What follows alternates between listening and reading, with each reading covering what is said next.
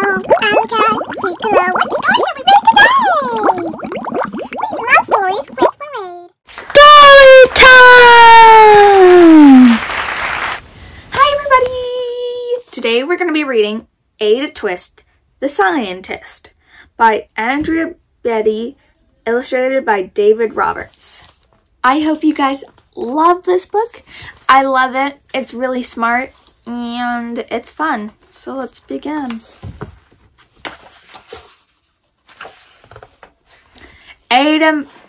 Ada Mary said not a word till the day she turned 3. She bounced in her crib and looked all around, observing the world but not making a sound. She learned how to climb and make her big break with a trail of chows left in her wake. She ran through the day, chasing each sound and sight. She didn't slow down till she conked out at night.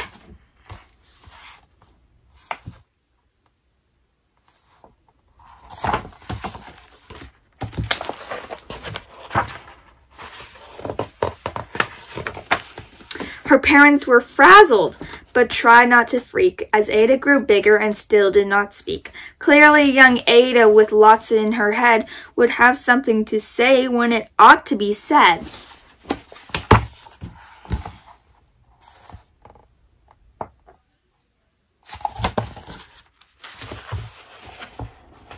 That's just what happened when Ada turned 3. She tore through the house on a fact-finding spree and climbed up the clock just as high as she could. Her parents yelled stop, as all good parents would. Ada's chin quivered, but she did not cry. She took a deep breath and she simply asked, "Why?"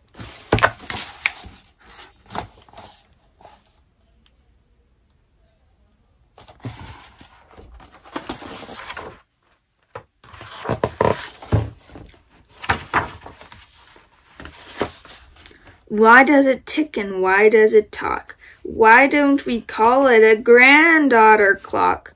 Why are there pointy things stuck to a rose? Why are there hairs up inside your nose? She started with why and then what, how, and when. By bedtime she came back to why once again. She drifted to sleep as her dazed parents smiled at the curious thought of their curious child, who wanted to know what the world was about. They kissed her and whispered, You'll figure it out."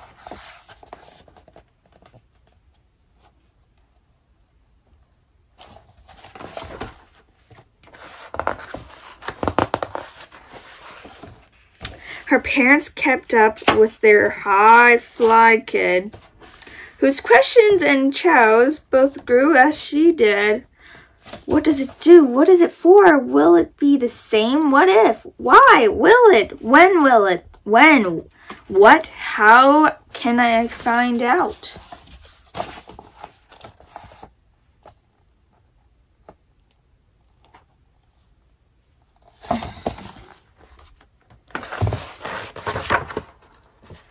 Even Miss Greer found her hands were quite full when young Ada's choice wreaked havoc at school. But this much was clear about Miss Ada Twist. She had all the traits of a great scientist.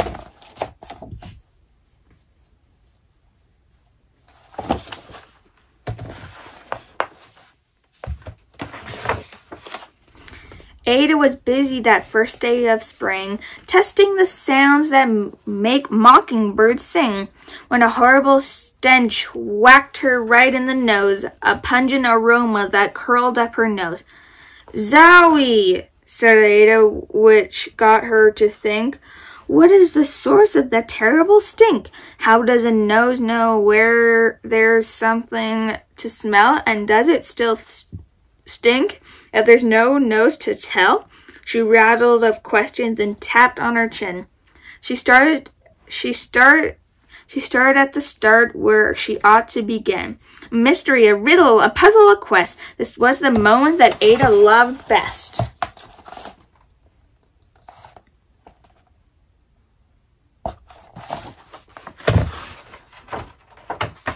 Ada did research to learn all she could of smelling and smells, both the stinky and good. One hypothesis Ada thought could be true. The terrible stink came from Dad's cabbage stew. She tested and tested, but soon Ada knew it was time to come up with hypothesis 2.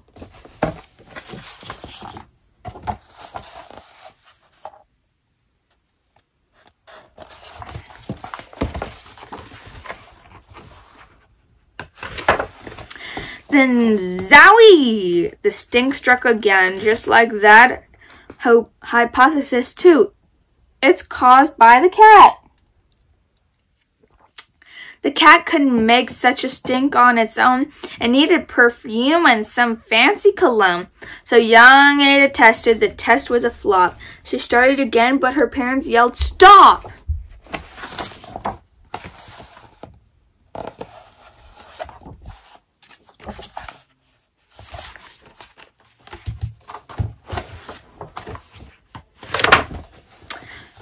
Ada Marie, to the thinking chair now. By the time we could count 3. "Enough," said her mother. "That's it," said her dad. Her parents were frustrated, frazzled, and mad. "Why?" Ada questioned. Her mother said, "No." "What?" Ada queried. Her father said, "Go! You've ruined our supper. You've made the cat stink. Enough with your questioning. Now sit there and think." She looked at her parents. Her heart turned to goo. Poor Ada Twist didn't know what to do.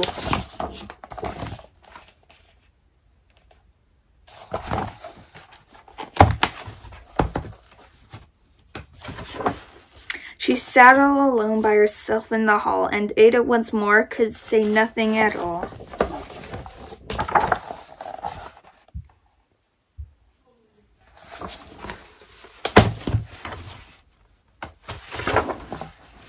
And so Ada sat, and she sat, and she sat. And she thought about science and Stu and the cat, and how her experiments made such a big mess. Does it have to be so? Is that part of success? And messes a problem? And while she was thinking, what was the source of that terrible stinking? Ada Marie did what scientists do. She asked a small question, and then she asked 2.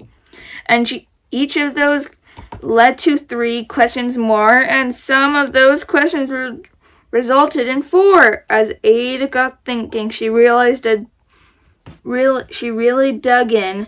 She scribbled her questions and tapped on her chin. She started at why, and then what, how, and when. At the end of the hall, she reached why once again.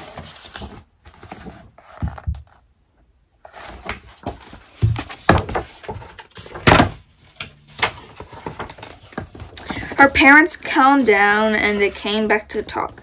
They looked at the hallway and just had to gawk. No patch of bar paint could be seen on the wall. The thinking chair now was the great thinking wall. They watched their young daughter and sighed as they did. What would they do with this curious kid who wanted to know what the world was about? They smiled and whispered, "We'll figure out."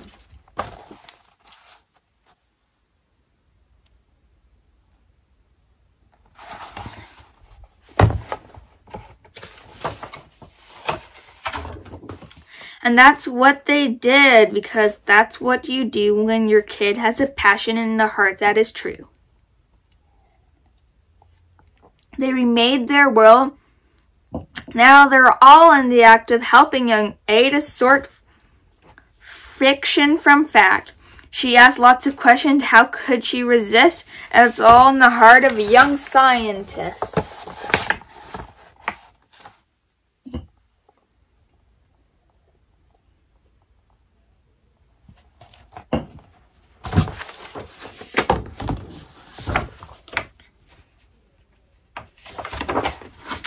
And as for that smell, what can Ada Twist do but learn all she can with her friends in grade 2? Will they discover the stink that curls toes? Well, that is the question, and someday, who knows?